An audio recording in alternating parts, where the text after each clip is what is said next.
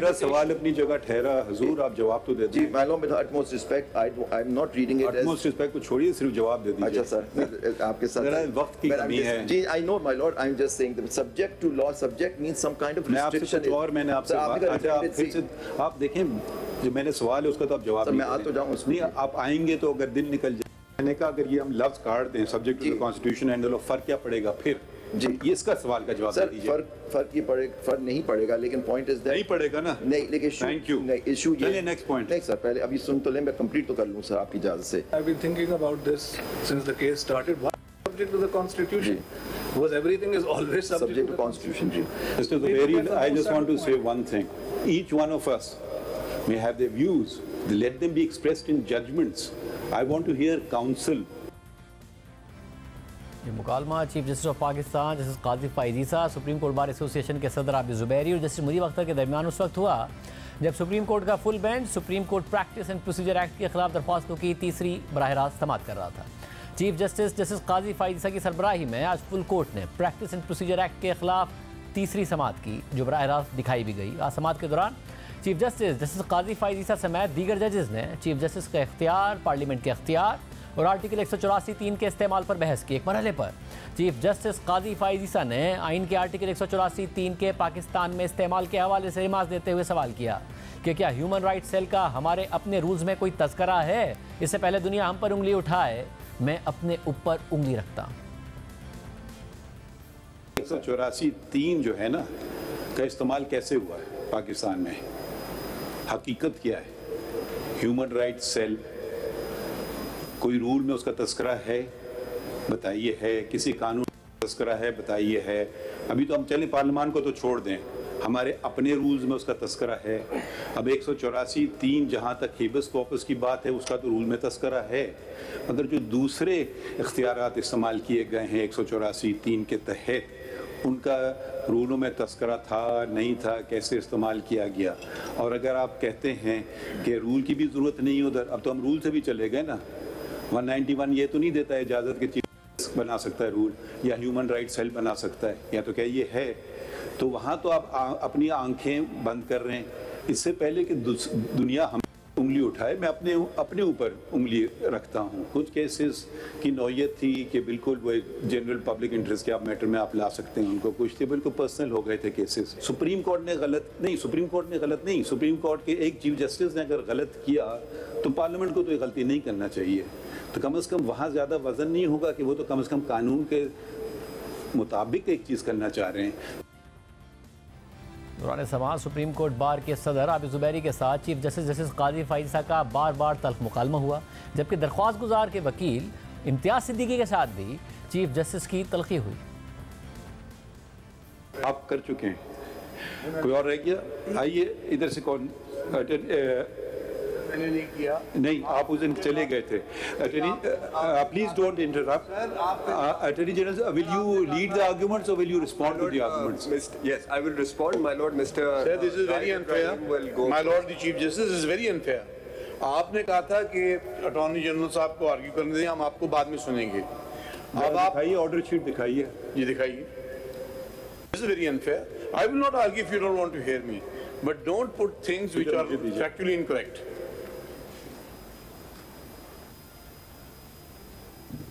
वैसे अगर कोई बात कर रहे तमीज से कोई हर्ज होता है? वैसे नहीं सर, आप अपने असलूब को देखिए, आप अपने असलूब को देखिए, फिर आप हमारे मुतालिक बात कीजिए। जो देख लेते हैं, आपका अपना असलूब ठीक नहीं है। ख्वाजा तारिक रहीम साहब ने इसी वास्ते आ जाने से इनकार कर दिया क्योंकि your lordship was very unkind to him. Please don't argue on behalf of those who are not present. Sir, he is my colleague. He has instructed me to inform you this. सुन लीजिए, ये सब जजेस ने sign किया है। Mr. Imtiaz Rashid Siddiqui, representing the petitioner in Constitution Petition number 6 of 2023, who was partly heard on the last date of hearing, states that he does not want to add anything further and that his written submissions may be read. कौन सा order है? But thank you very much. Now please take your seat. Mr. Zaid Ibrahim, I must lodge my protest. Please take your seat before I issue something. Please take your seat. और इस समाअत पर chief justice ने ऐलान किया था कि पीर 9 अक्टूबर को आखिरी समाअत होगी, लेकिन आज अदालत ने पहले प्रैक्टिस एंड प्रोसीजर एक्ट के खिलाफ दलाइल सुने और फिर काफ लीग के वकील जाहिद इब्राहिम और नून लीग के वकील सलाहुद्दीन अहमद को भी सुना, जिसके बाद समाअत कल सुबह 11:30 बजे तक मुलतवी कर दी गई। Supreme court practice and procedure act के खिलाफ दरख्वास्तों का केस किस सिमत में जा रहा है और अदालत का मजमूई माहौल कैसा है, बात करेंगे सुप्रीम कोर्ट के सीनियर रिपोर्टर हसनात मलिक साहब हमारे साथ मौजूद। हसनात मलिक साहब, बहुत शुक्रिया हमें शो में ज्वाइन करने के लिए। हसनात मलिक साहब, ज़ाहिर है बहस यहाँ से शुरू हुई थी कि ये जो कानून में तब्दीली है, सुप्रीम कोर्ट के रूल्स में तब्दीली है, पार्लियामेंट एक सादा कानून साजी से कर सकती है या अदालती तरमीम से या फिर आइनी तरमीम के जरिए कर सकती है।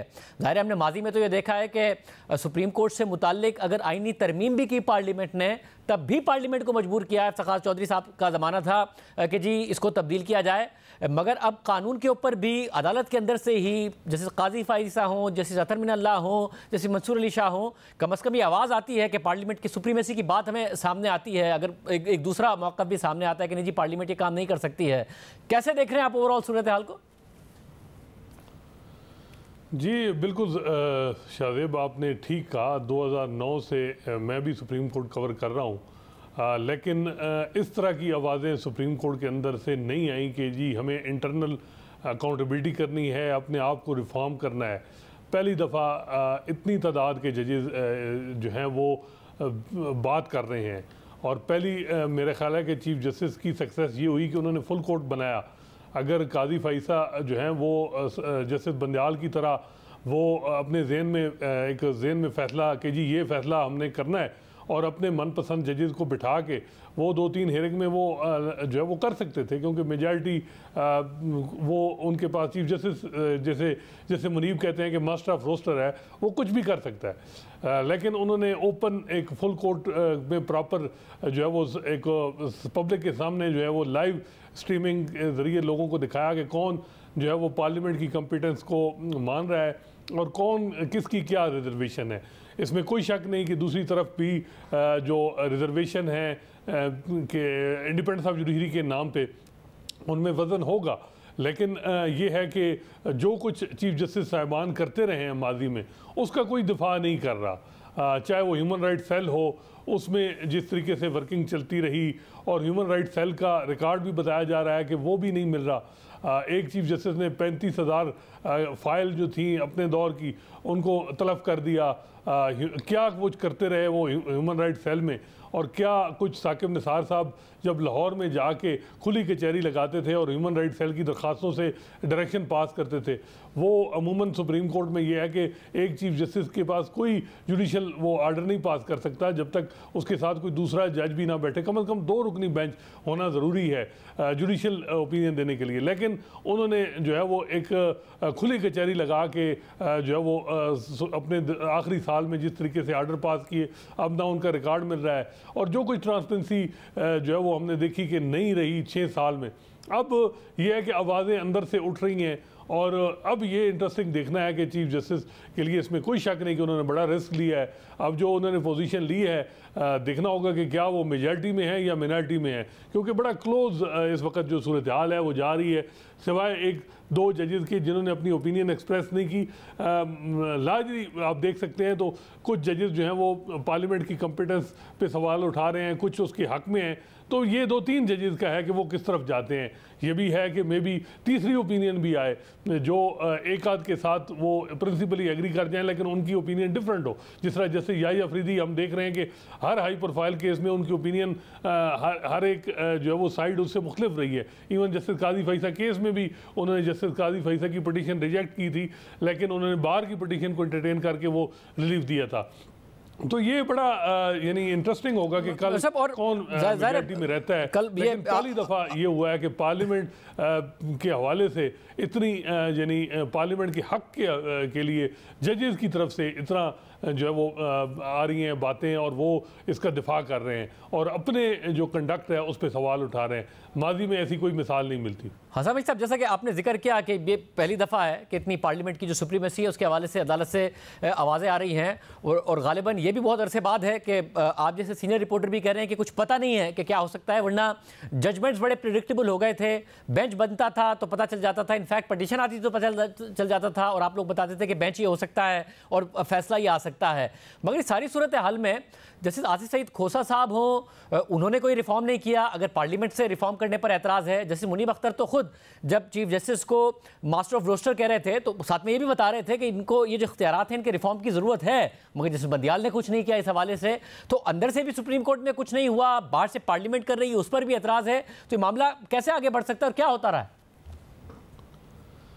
जी शादिब, जब साकिब निसार साहब ने 184(3) के इख्तियारात को बेजा बहुत ज़्यादा इस्तेमाल किया तो आसिफ सईद खोसा साहब ने पहली ही अपनी तकरीर में कहा था कि हम ये जो इख्तियार है सो मोटो का, इसको जो है वो रेगुलेट करेंगे। जब फुल कोर्ट मीटिंग फरवरी 2019 में बुलाई गई तो उन्होंने उसमें एजेंडा रखा और अपना एक पूरा जो रिफॉर्म थी, एक सजेशन कि किस तरह 184(3) को रेगुलेट करना है। और वो जो ये कानून है इस वक्त supreme court practice and procedure act, तकरीबन मिलता जुलता ही वो सारी चीज़ें थी कि किस तरह जो है वो सो मोटो इनिशिएट होगा, क्या राइट ऑफ अपील दी जाएगी। लेकिन वो जजेस ने नहीं उनकी बात मानी। जब वो रिटायर हो रहे थे फिर उन्होंने फुल कोर्ट मीटिंग बुलाई, लेकिन किसी ने उनको, मेजॉरिटी ने इंडोर्स नहीं किया और फिर ये डिसाइड हुआ कि जी कोई कमेटी बना दी जाए। लेकिन उनकी रिटायरमेंट के बाद गुलजार अहमद ने बजाय इसके कि वो उस आगे उस एजेंडे की पाए तकमील की तरफ जाते, उन्होंने तो वो जो प्रेसिडेंट आसिफ सईद खोसा फॉलो कर रहे थे कि सीनियर मोस्ट जजेस ही 184(3) के केसेस सुनेंगे, वो उसको उससे हट के उन्होंने पिक एंड चूज़ की और अपने लाइक माइंडेड जजेस को बिठाया। उमर अता बंदियाल साहब ने तो अपने दौर में कोई मीटिंग ही फुल कोर्ट नहीं बुलाई और कोई किसी किस्म की कोई इंटेंट ही नहीं शो की कि हमें जो है वो रिफॉर्म करने की ज़रूरत है। और बार बार यही कहा गया कि जी हमारे जो जजमेंट हैं वो बड़े वाज़े हैं कि 184(3) में किस तरह इस्तेमाल करना है। अच्छा, 184(3) में जो जजमेंट हैं वो उन्हीं जजेस के हैं जो बार बार जो है वो जो चीफ जस्टिस के करीब रहे हैं और चीफ जस्टिस की खुशनुदी हासिल करने के लिए उनके एजेंडे के लिए उन्होंने जजमेंट उसी तरह ही देते रहे हैं। और वो जजेस जो 184(3) पे जिनका क्रिटिकल व्यू है उनको नहीं बिठाया गया, जिस तरह जस्टिस काजी फैसल को 4 साल हार्डली कभी 184(3) के केस में कोई बिठाया गया हो।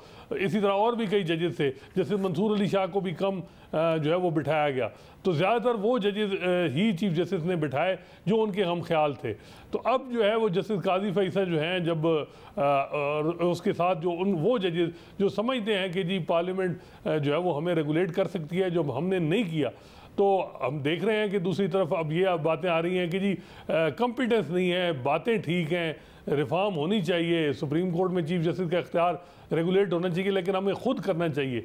और अगर हम देखें तो ये एक तरफ जो इस कानून की मुखालफत कर रहे हैं, चाहे वो ख्वाजा तारिक रहीम है, चाहे वो PTI है, चाहे जस्टिस बंदियाल हैं या वो जजेस हैं जो 6 साल में जिनकी जूरिस्प्रूडेंस किसी न किसी तरह PTI को फ़ायदा देती रही और नून लीग और दूसरी जमातों को जो है वो टफ टाइम मिलता रहा, वही जो है वो इस तरफ हैं।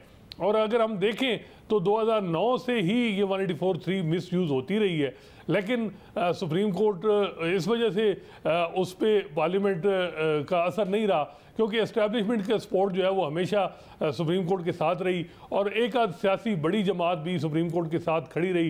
इफ्तिखार मोहम्मद चौधरी का दौर हो तो नून लीग रही, जब साकिब निसार का दौर था तो पीपल्स पार्टी और PTI जो है वो साकिब निसार के साथ खड़ी रही, तो रिफॉर्म नहीं हो सकी पार्लियामेंट में। अब जब इलेक्शन मैटर में हमने देखा कि एस्टैब्लिशमेंट कोई सुप्रीम कोर्ट और जस्टिस बंदियाल से खुश नहीं थी, तो फिर पार्लियामेंट को भी अपॉर्चुनिटी मिली और उन्होंने जो है ये रिफॉर्म की। अदरवाइज़ ये जो है वो 14 साल से ही मिस यूज़ हो रही थी 184(3), लेकिन इसको कोई पार्लियामेंट नहीं कर पा रही थी। वजह थी कि सुप्रीम कोर्ट में के जो चीफ जस्टिस थे उनको एस्टैब्लिशमेंट की सपोर्ट थी और एक जमात जो है किसी न किसी तरह उनको सपोर्ट कर रही थी।